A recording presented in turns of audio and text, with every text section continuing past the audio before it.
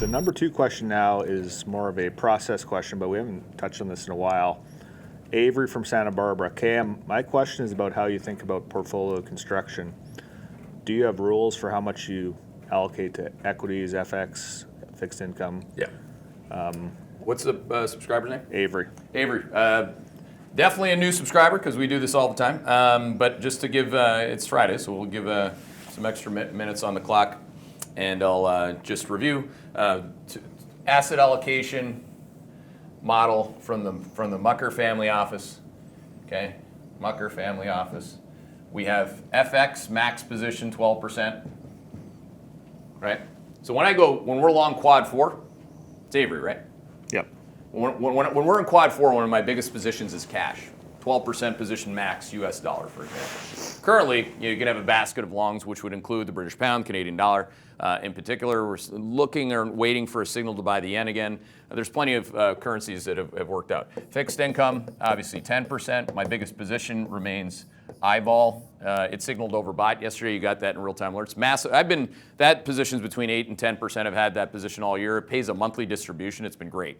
Okay, but I won't go beyond 10% because it's a fixed income asset allocation. The alternative to that was what I used to be long in quad 4, which is TLT. So, who gets you out of these things is an interesting question, right, Avery? Like, people can get you into gold and sell you a book or sell you a story about gold that is fictional, or they can actually help you risk manage when you're in and out of gold and different asset allocations like that, and things like a steepener. We have some macro strategists out there that are like, the curve's steepening, short the financials. Obviously, the first day on the job or first couple months, but that is what it is, the things you hear on Twitter. Equities, 6%. All right, so there's no equity market. Actually, the number 1 equity market right now that I'll be biggest in is Switzerland today, because it had been correcting a little bit throughout the week, and I get bigger in the ones that are correcting, and I sell the ones that are overbought. Good example of something that I've taken down from a 6% position are XLF and XLE this week, which is energy went straight up. So again, selling positions, not selling them outright. Like, don't panic like that. You want to be an incrementalist. Incrementally touch your portfolio when it's at the top end of the range and the bottom of the range, and that's it.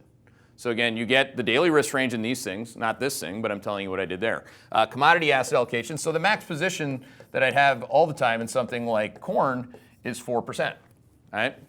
So again, a great asset allocation that has performed in certain days and certain months and weeks that Switzerland hasn't. So again, when you build yourself a portfolio, a go anywhere strategy, you are not beholden to somebody that is telling you a story about one of the positions that could be there. This should not offend people. This should enlighten people.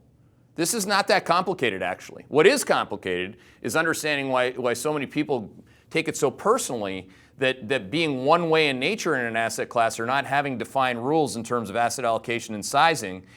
We're playing at a much higher level, and I want you to play at a much higher level, Avery. I absolutely believe you can do this. I know people have done this, and that's what we're going to keep doing.